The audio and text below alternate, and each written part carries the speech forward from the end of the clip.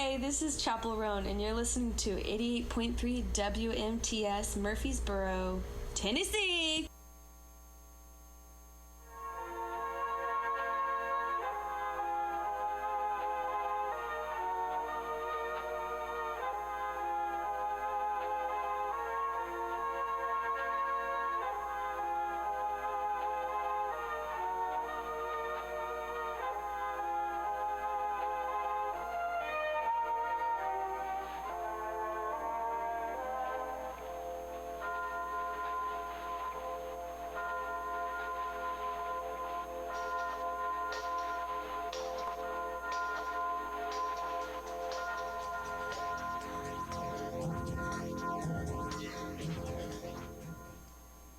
Hello, hello, hello, hello, hello, hello, hello, hello. Still just in the audio. There we go. Hello.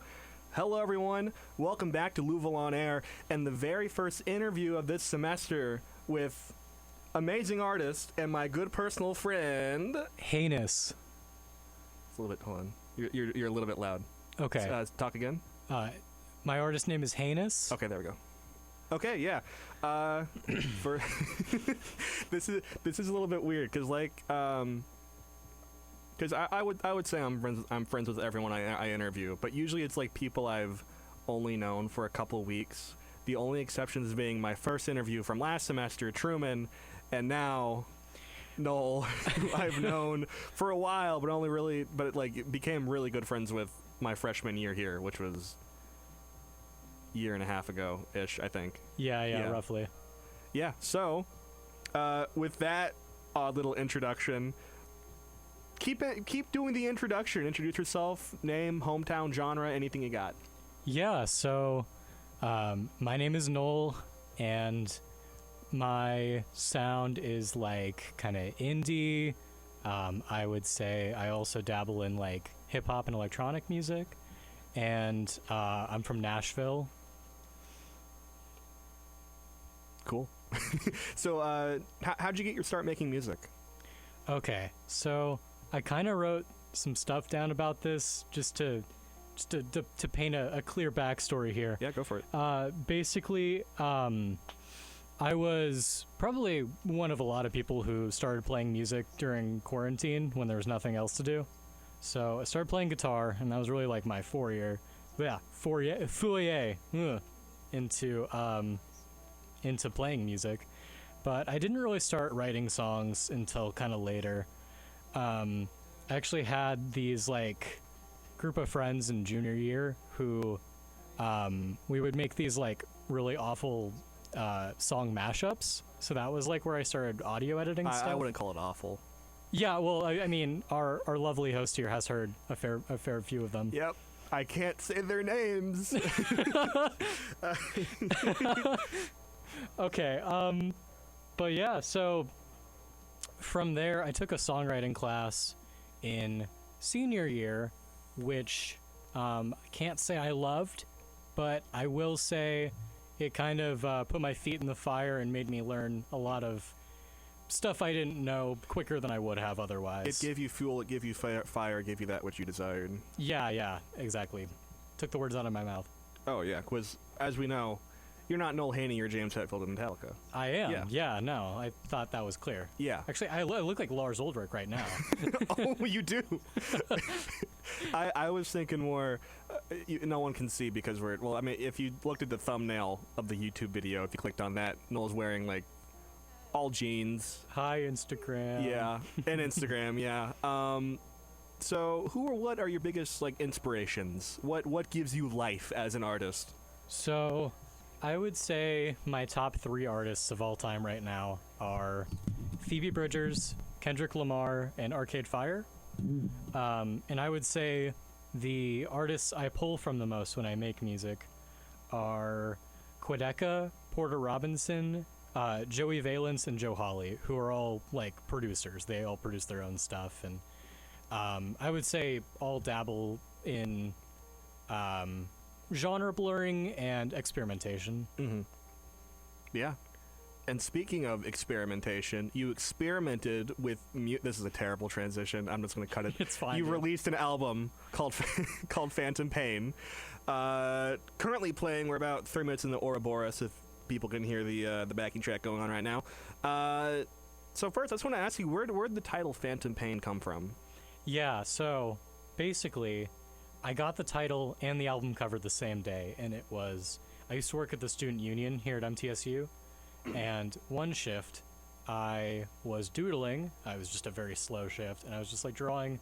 Well, one thing I just like, I have a lot of go-tos when I'm doodling, and one of them is hands. So I was just drawing hands, and I came up with that image of like the hand and the detached finger, and I was like, I just came up with Phantom Pain because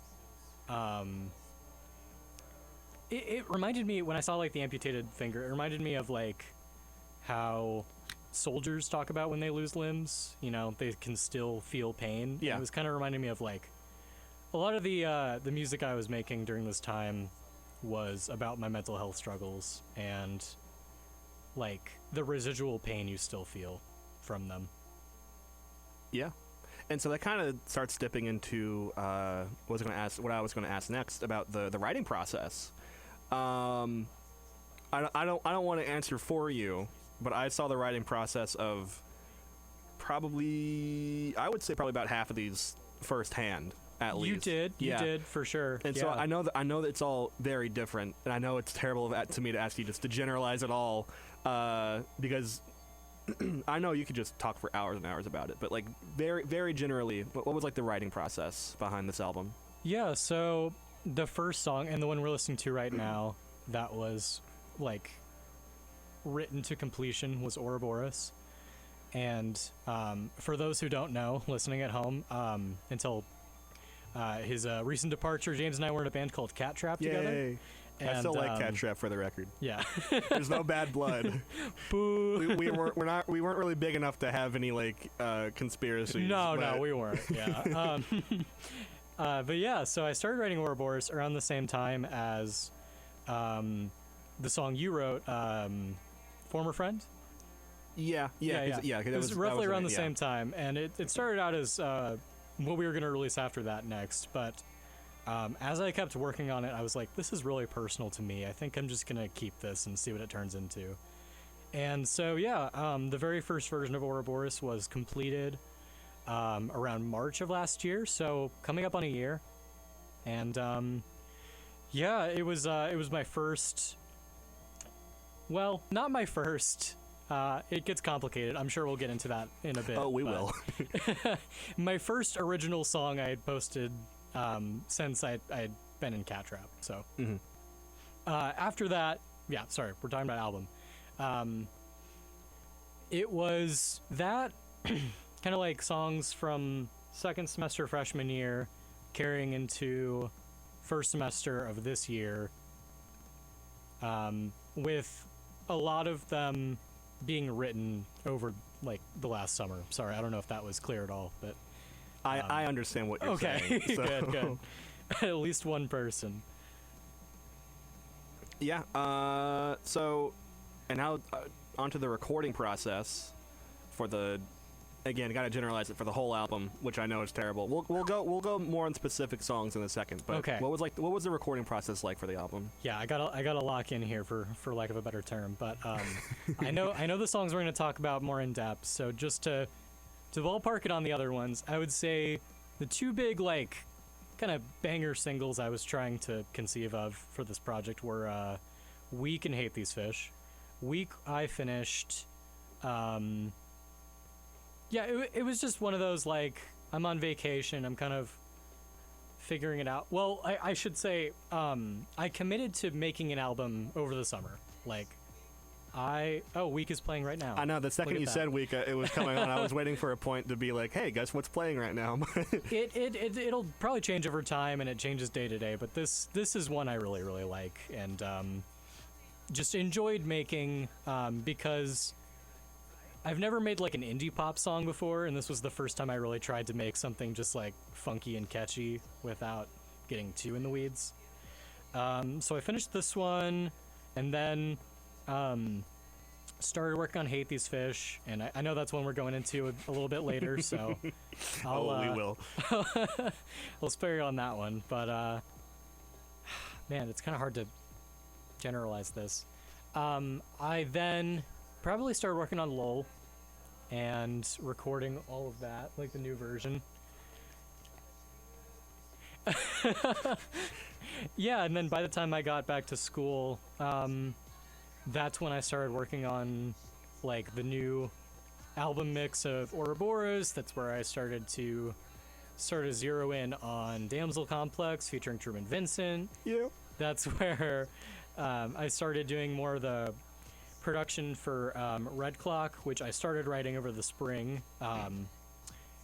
And yeah, so I guess I'll go into depth on a little bit more on Red Clock and Damsel Complex, because I know you didn't have any pre-prepared questions about those. Mm-hmm. But oh yeah, go for it. Yeah.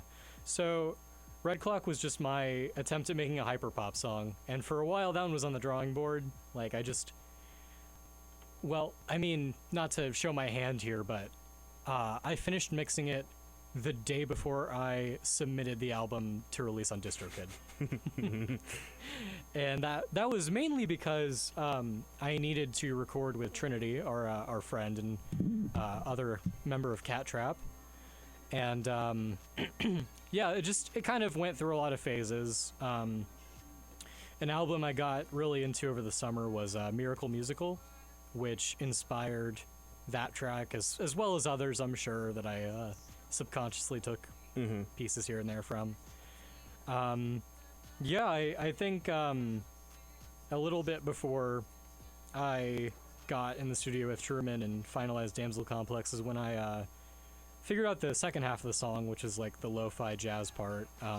Really happy with how that turned out. But sorry. Sorry. Hey, the best song. We'll get to this later. The best song, "Hate These Fish," is playing, and you made a radio edit, and it's really funny. It is really funny. I like this radio edit. Okay. Well, sorry. Continue. Yeah. So, Damsel Complex was one song I just wanted to put down. I'm gonna let our good friend Harry. Oh yeah, we got here. Harry in the studio, and he needs to pass some gas. Oh man. Hey, he's mouthing some bad words into the mic. Please. Oh, you right? I thought you were just gonna limbo. We're struggling in here. I know. Usually, what I'm supposed to do in situations like this is go back through the audio and edit it and make sure. Bye, Harry, and make sure none of this is in the final cut to make it seem more professional. I'm not. The only thing I cut out is copyrighted music.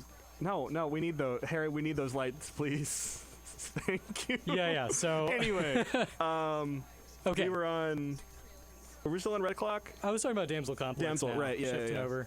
Yeah. So for Damsel Complex, wow, this is a really organizing my thoughts is hard to be perfectly honest. But the simplest way I can explain it is, I saw my ex-girlfriend at the mall, started writing a song, scrapped it, and then came back to it because Truman had responded to the video version of that song I posted and was like, "This is really cool," and I was like, "I need to copy you as a feature immediately."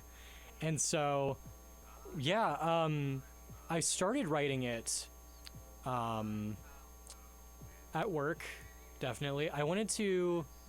Sometimes Hanous songs take like one of two directions, which is an idea I want to convey through production or an idea I want to convey through lyrics. And so that one was definitely more so lyric side. It's a play on the Phoebe Bridgers song Savior Complex and just the concept of that in general, where the inverse of that would be a damsel complex. So the idea that it's not like I'm trying to save everybody. It's like I'm waiting for someone to save me, you know? Mm-hmm. And so, yeah, I'm really happy with this one lyrically. It might be my favorite written song. Well, I don't know. Hate These Fish is pretty you, fire. You know my opinion. Yeah. But yeah, and that was cool. I'm really happy with how that panned out, especially with the collaboration. I know we're going to talk more about all the collaborators on this album in a sec, so I'm not going to get too in the weeds on that. But lastly, I really wanted to talk about Tired of the Hurt, which is the closer. It is the closer. It is a very important song to me because, well, the funny thing is, over the summer, when I was in Florida, because that's when I decided, I was just bored. I was like, I want to make an album. And then when I got back to Nashville, I was like, okay, I guess I'm doing it. But I wanted to start on it as soon as possible, and I really couldn't because I'd had the idea for Hate This Fish, and I was like, I really want to start working on that, but I don't have the beat with me. So I did have one beat I had produced, and I started writing this song called Thanks for the Name, which does not appear on the album. You can find it on my Instagram. I don't want to take it down, even though I have problems with the production, and honestly, I'm not really like in love with the direction I went in on it. But by the time I circled back to this song, like I'd re-listened to it coming up on finishing the album, I really wanted to, like, I liked the sample that song uses, and I really wanted to, like tie it back into the album? Tie it back into the album. And more importantly, Thanks for the Name. That was the original title. Mm-hmm. Started as me wanting to make like a storytelling like rap song where it's very narrative driven, because I'd never done that before, and I really like artists like Kendrick Lamar who do that, like J. Cole, and like JID. And so I was like, but I don't know what to write this about. So I wrote it about a former friend of you and I's who I don't feel like shouting out or really spending any time on, but I wrote it at a time where I didn't really think I could lyrically deliver potent points on this person, but it didn't feel right. And so basically, it's interesting because by the time I had circled back to working on this song, I actually did have something narrative I wanted to write about, and that was the death of my grandfather. So, Tired of the Hurt, up until kind of a couple weeks before, maybe a month before the album was done, I was still kind of convinced I was gonna finish Tired of the Hurt and put it on the album. But I was going to sleep. This was like mid-December over winter break. And I had the hook for Tired of the Hurt go through my head. And I was like, oh, I need to say, I'm not going to sleep. I am going to get up and I'm going to record this. I've had that exact same experience. Yeah, exactly. And I'm sure we'll kind of touch on this again at least one other time, but a pretty winning blueprint for my songs tends to be take two work in progress beats and just like smash them together and see what happens. So yeah, that's how Tired of the Hurt came about, and that one and Damsel Complex are kind of tied for my favorite like lyrical songs I've written. And there's a lot of like little references and nods in it to my grandfather was an English major, so remember he used to tell me Charles Dickens is a pain to read because he gets paid by the word. So the first thing I say is I don't get paid by the word. No Ghosts on Christmas, as a reference to Charles Dickens. Yeah, there's just a lot of that stuff, and it's more so about how I coped with this over time, and so very important song to me. One of my favorites. It's my roommate's favorite song on the album. Shout out Ryan. Hi Ryan. Yeah. If you're listening, look behind you. So I'm gonna let you get back to it, not to hijack your show too much, man. No, I mean, I will.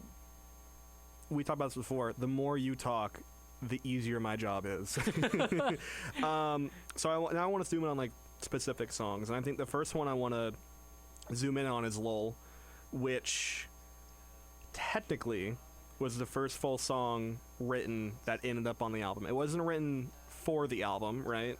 But it ended up on the album. It was originally released by Cat Trap.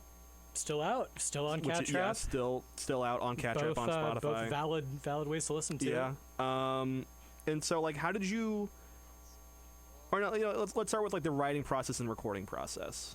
Yeah. So, I've written some little notes down, because LUVOL was like a song about 2.5 years in the making. So, from the original version to how we hear it now. So, let me see. It's a really special song to me. It's playing right now. LUVOL's playing right now. Wow, we're really good at timing these. Oh out, my man. gosh. Yeah, so LUVOL was a very important song to me because it was the first, like, guitar, lyric, singing, that's a really weird way to phrase that, song that I had wrote, recorded, and released, you know? Because I had made, like, for my songwriting class, like, really awful rap songs that I never want to listen to again. I'm just kidding. They're very silly. We'll get into it later, but Hate These Fish is a nod to those. A much more refined version, but yeah, so I wrote the guitar riff and I was like, man, I just really want to finish this. And this was like summer after my senior year of high school. Didn't have a lot going on. I just quit my first job. And I was like, I've never taken a piece of music and expanded it into a full song, you know? So that's what I wanted to do with it. And I had my friend Boyd play bass on it. The production of it is kind of funny because from the very first version of it to the final version, there's still like sounds in it from that first version. I know, like, I made these GarageBand drums that are in all 3 versions. But yeah, I mean, like, by the time I had it all done and finished and released, I made a SoundCloud page, I made an Instagram, and I was like, oh, I need an artist name. I landed on Hanous, which was an idea given to me by my former best friend, and that's what Thanks for the Name was about, a little bit. We'll call him Steve-O. Yeah, we'll call him Steve-O. Oh, the very important song to me. Hey, man. Hey, man. You should call yourself Hanous, man. Yeah. Wow, that was really on point. But yeah, it's a play on my last name, because it's Haney. So yeah, but that was that first version. And when I met Trinity and James, like, first week of college, we were like, I mean, yeah, I think we all found potential in it and went into make it into a more fleshed out release.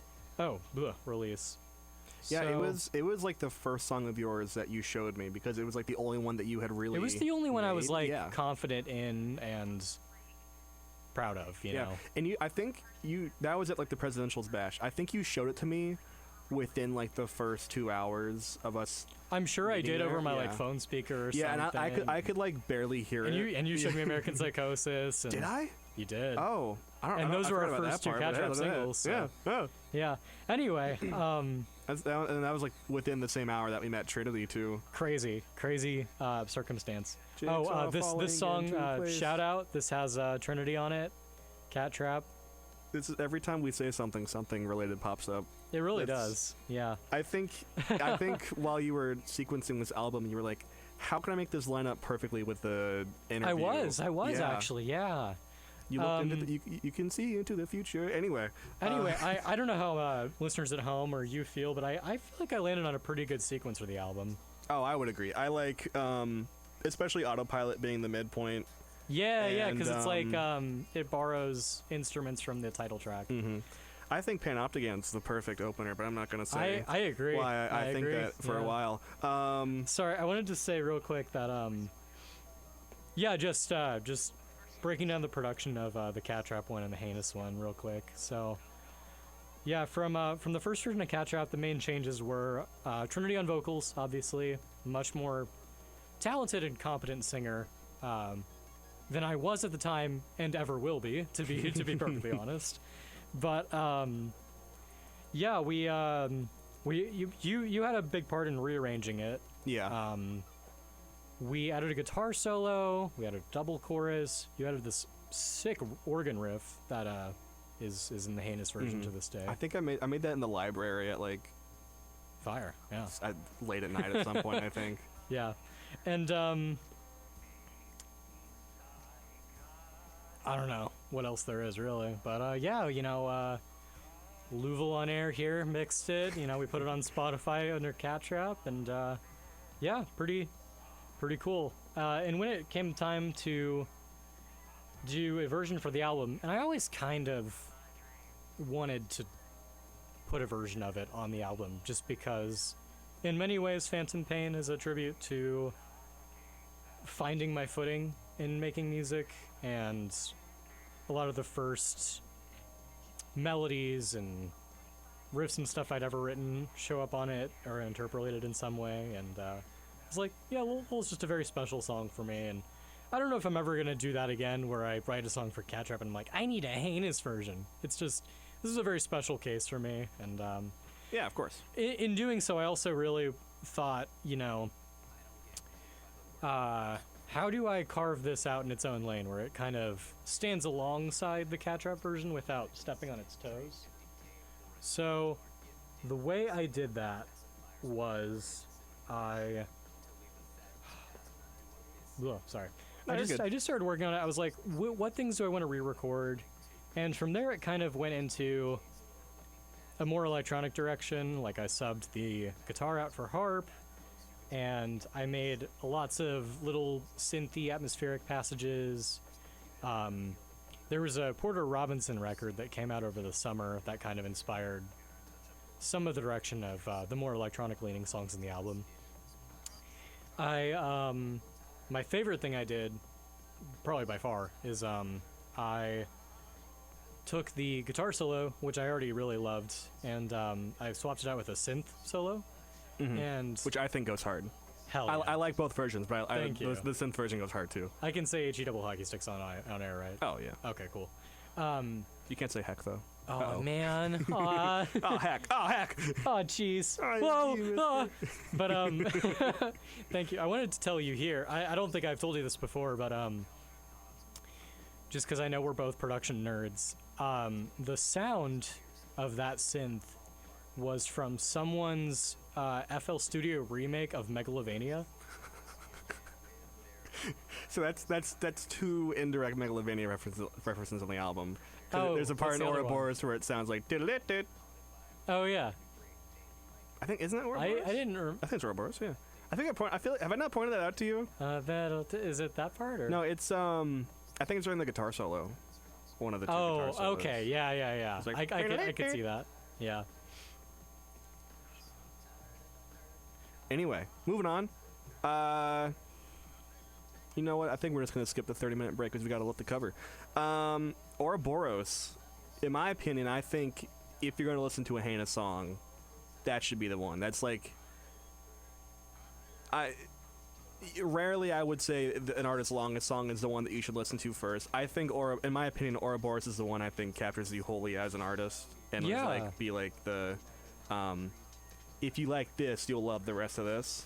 Because I think it has basically everything that's on the album as a whole. Yeah, well, I appreciate that, and I would have to agree, I wouldn't say it's my most popular song at this point, because, 7 minutes is a lot, but... Hate These Fish is the most popular still. So true, and valid. But, yeah, Ouroboros was... I think the reason for that is, in the writing process, I did figure out the lane...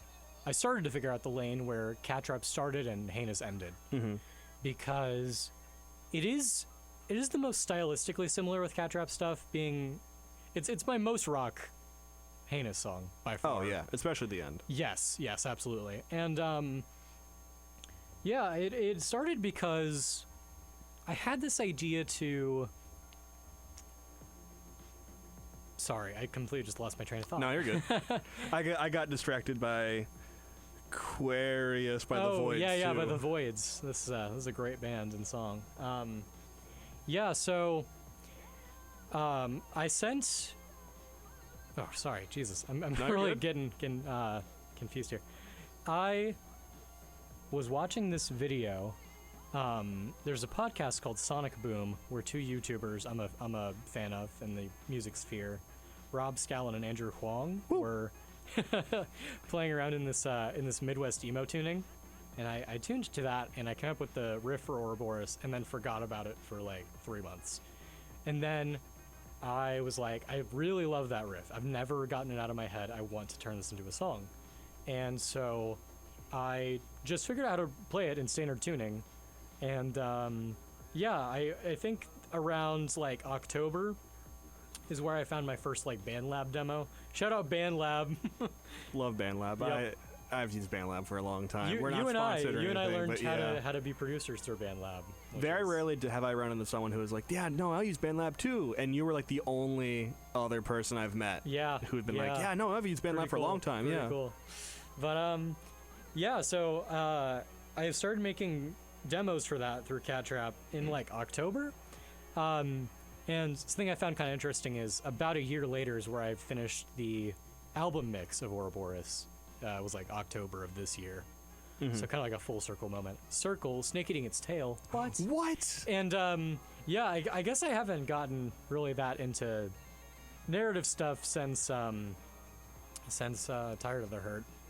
But for Ouroboros, I'd always just wanted to write a song about a snake eating its own tail. I just thought that was like potent imagery. And I found I just like resonated with that image in how I deal with like my mental health struggles. Sorry, I love this song, but Julian Casablancas' auto-tune is like like a mosquito in my ear. If you take off the headphones, you can't hear anything if you need to. Yeah, if I figured out a way to make autotune that wildly out of pitch, I would do that all the time. But so from there, I mean, just over time, I kept just like writing passages in it, you know, not like written passages, like instrumental stuff. And as I kept working on it, since that very first reused riff, I was like, there's actually a lot of like little musical ideas and melodies I've just kind of shelved. And I remember in talking with you about your creative process is where I kind of started to think of like, why would you ever throw away anything you've ever written? You know what I mean? Like, you wrote it and you liked it at one point in time, and it's like, there's a time and place for everything you've put out there, you know? And I reused like a lot of ideas for this song. Like, I know the chorus, it's got a lot of layers, but the underlying chord progression is from the very first like song I ever tried to write. You've heard it, it's awful. I tried to sound like Tom York of Radiohead, but I always really liked that chord progression. So you want another full circle moment? Yeah. You're talking about Ouroboros, which came from a song that you were trying to emulate Tom York. The mics that we're using were the in Rainbow's basement mics. Yeah, the first time I was in here, I was like, oh my gosh, these are the same model of microphone that were used in the in Rainbow sessions for. Yeah, man, I can't believe I didn't talk about Radiohead or put any Radiohead on the playlist. It's weird how you just kind of. I can add Radiohead real quick. It's fine. Jigsaw falling into place right now. No, I can. I have full control of it. I'll put it later. I'll ruin the magic a bit. The Boy Genius song you added had explicit mark, unfortunately. Yeah, so I replaced it with another Porter Robinson, but I'll add Jigsaw. Heck yeah. What was I going to say? We were on Ouroboros, talked about recycling. Yeah. So it did a couple things that I wanted to do, like when I first started writing it, which was reusing and then doing that lyrical idea. And by the time I realized it wasn't a Cat Trap thing, that's where I really started to figure out what Hanous was, because I was like, what would I put in a song that I couldn't put in a Cat Trap song? And I was like, a 1.5 minute guitar solo, a rap verse, a grunge outro. So I threw it all in the same song, and it's only like my most like indulgent song, and in many ways it's a very special song to me, and I would agree that it kind of is the blueprint for what I like to do in music. You know, there's strings. Shout out my best friend Kendall. She plays cello on this song, And yeah, I just love this one to bits. I mean, it was very difficult to it was difficult to put the pieces together. Oh my gosh, are you Henry? Henry. I made the Mimic. Is this album The Mimic? I wish I could make the a mother better effing song. Mimic? A better song than I'm the effing Mimic. Oh yeah. I'm so sad. Jackie's Box. That's what it's called. Harry was asking for suggestions for song, and I was like, or suggestions for new songs, and I was like, is that Mimic song less than 3 months old? And I was like, wait, no, there's way too many cuss words. For our listeners at home, Jackie's Box is a Five Nights at Freddy's fan song that is possibly one of the worst songs I've ever heard. And I love it. Oh yeah. Speaking of the best song I've ever heard. Yes, I've been waiting for this. We get to talk about the best song on earth. Wesley Willis's Rock and Roll McDonald's. Yeah, The Life and Time. No, okay. Which I wrote. Hate These Fish. Okay. Talk. Just All right. I don't even have any questions. Just talk about it. My dad and I are still trying to do this. To be fair, but we are trying to beat the original Super Mario Bros. With no warping. It doesn't really matter for the purposes of the song, but essentially, by the time you get to World 2-3, some choice word that I can't say on the radio at Nintendo decided to have a level where you're crossing a bridge and just like 50 majillion fish just like fly over you and hit you.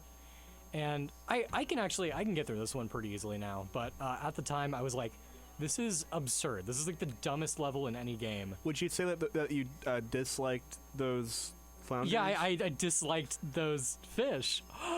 But I don't get it. Essentially, yeah. So the overworld theme of Mario is like do do do do do do. So when we were playing this level, my dad and I started humming, "Hate these fish, I hate these fish," and I was like, there was a summer before I'd really committed to making like a cohesive narrative project. I was like, I just want to make some beats. You know, I love making beats. It's fun. And I was like, I can make like a really silly beat around this concept of like hating these fish.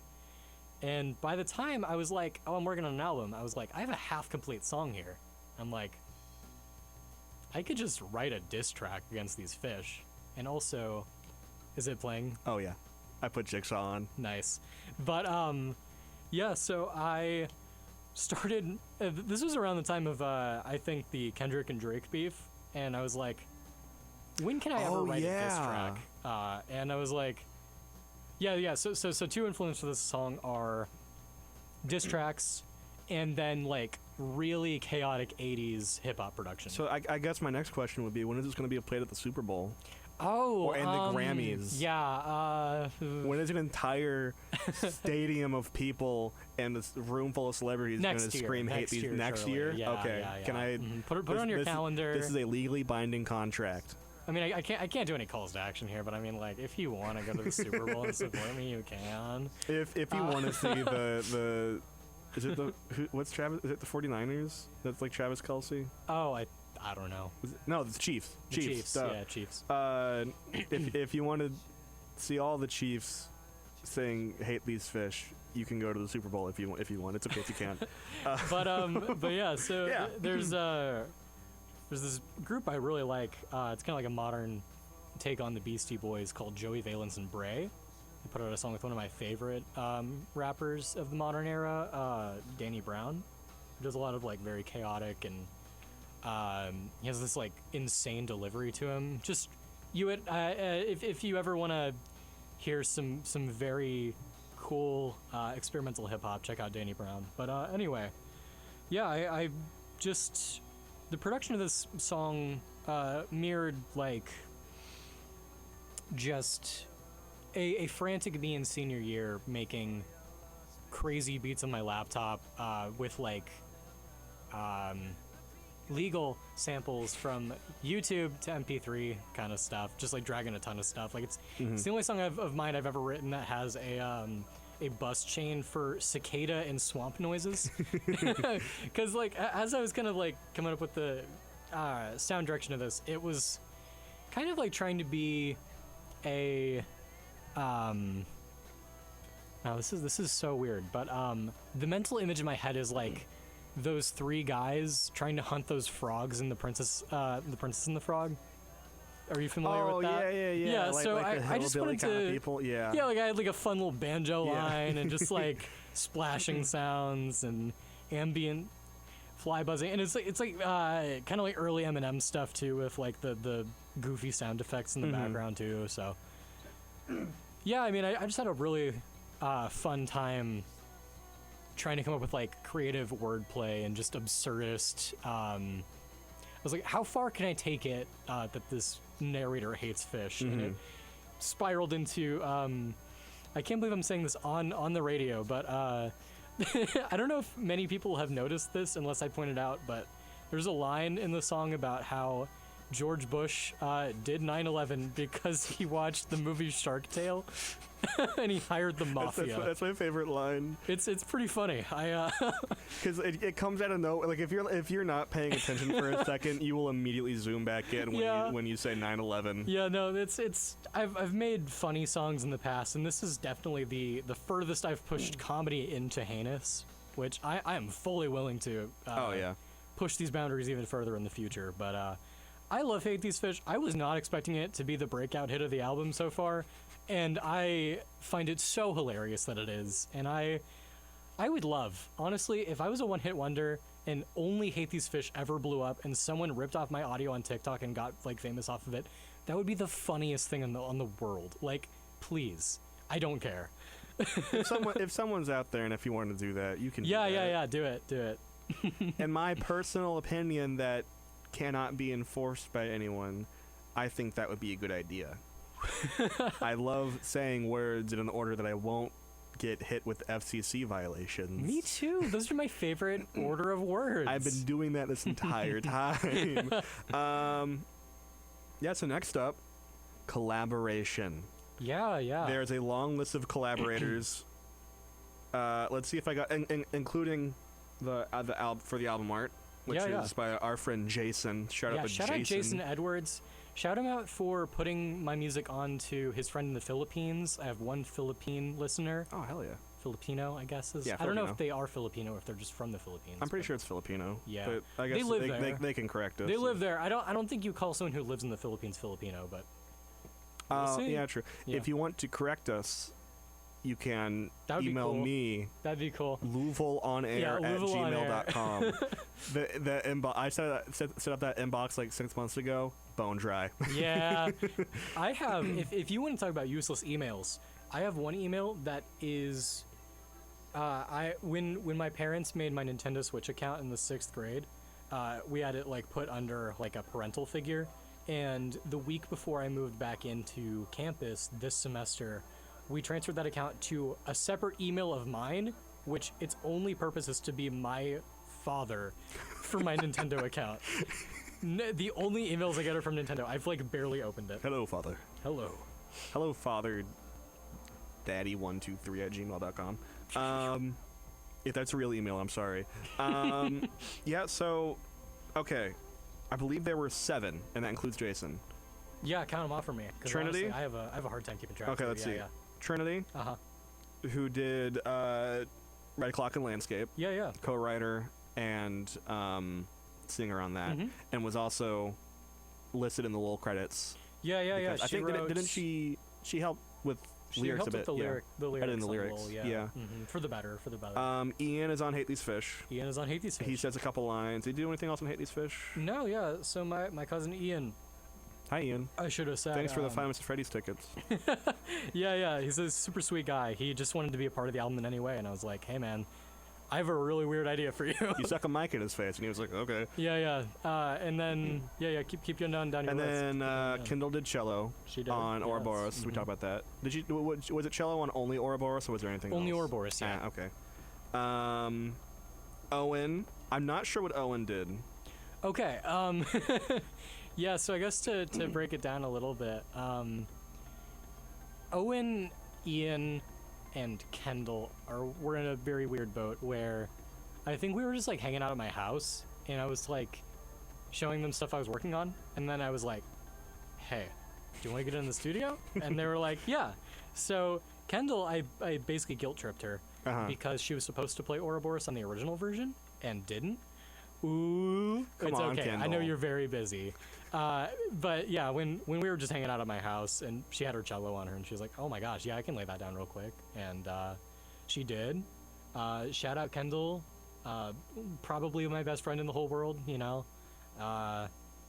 Couldn't do what I do without her. And let's see, Ian, like I said, he was like, I just want to do whatever, man. And I was like, I just want to get gang vocals on this really silly rap song. Can you do those? So we did the gang vocals.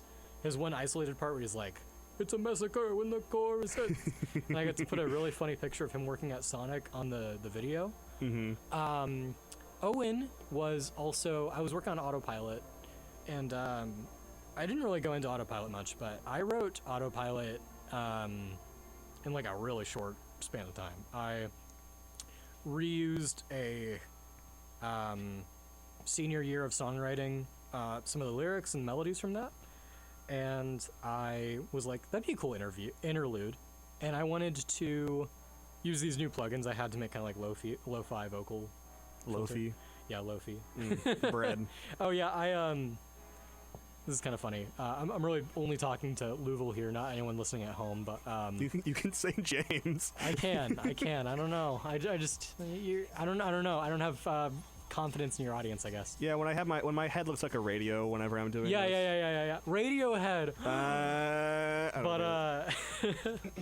I reached out to you and I was like, hey, can you make me a collaborator on your cover of Dream in Sweet C Major so I can get the vocal preset on that? And then I never used it because I found a better plugin to do that. Mm-hmm. Anyway, yeah, I just wanted to make a song that borrowed things from the title, and I thought it would be kind of a cool like interlude kind of song. And yeah, I was hanging out with Owen. We had a sleepover. Owen has been my best friend since the 5th grade. And he's a very talented singer, but we'd never collabed before, shockingly. And so I was like, I have this part where I'm like, and you said you're not too clear on what he does on the song. Nah, not really. And that's because he really tried to just stay in the same vocal range as me. Like, if I didn't know he was on that song, I would just think it's me, like with better vibrato. Mm-hmm. But he does the part where it's like, I go like, well, must come down, and he's like, down. Oh, okay, so it's like a backing vocal thing. And then at the end, where he's like doing the laws that fade out. Mm-hmm. You know what I would call that if I was like mixing it, needed like a track name, Mm-hmm. like 50s vocals, 50s backing, Yeah, something like that. for sure. Well, I mean, Red Clock, that was a very in the production of that. I know I've already talked about Red Clock a little bit, but I leading up to my grandfather's funeral, I was making a playlist for the service and was listening to a lot more jazz, and I was like, I would love to do like Miracle Musicals / like Ella Fitzgerald kind of like duet vocals. Mm-hmm. So that's why I really wanted to do with her feature on the album. So I guess that does tie into her feature there. Is yeah, I reached out, you know, I was like, hey, you're my singer friend, you know, and Hey, can you get on this track, please? Yeah. It took some finagling. She doesn't have a very good way to record while she's at home, so I had to wait till we were back from winter break. And I'd like, first day we were back, I was like, I need to lay these down and then mix the song. So. Yeah, and then there was also Truman, who did Damsel Complex, which we already talked about a bit. Yeah. Jason, who did the art, which again we already talked about. Oh, by the way, I'm gonna plug all their Instagrams are the ones that I know.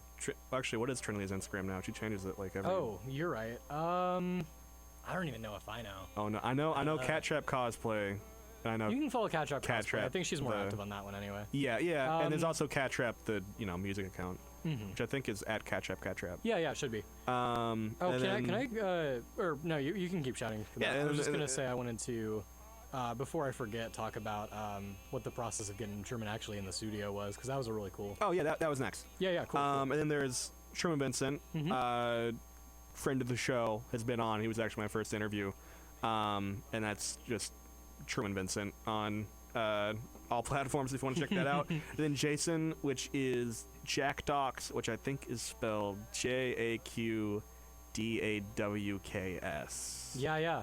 after the good show, I artist. might even just like make a long list of everyone you want to go follow, because Oh, totally. I really should have done that in the first place. But yeah, I mean, I couldn't have done the album without him, and or I could, but it would just be worse, you know, Oh, yeah. significantly.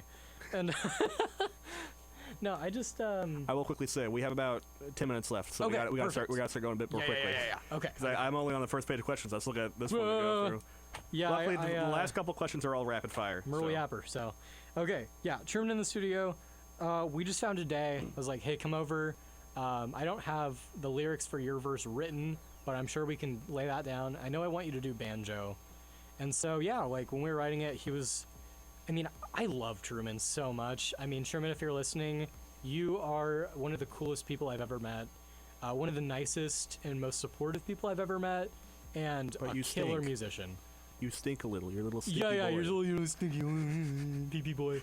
But yeah, no, he was kind of talking to me about narrative, and he really respected, you know, his place in the song, and yeah, he kind of came up with the idea of kind of trading verses back and forth. So it was almost like me talking to myself through the lens of him. Mm-hmm. And the main banjo lick that plays under our shared verse, he laid down in one take.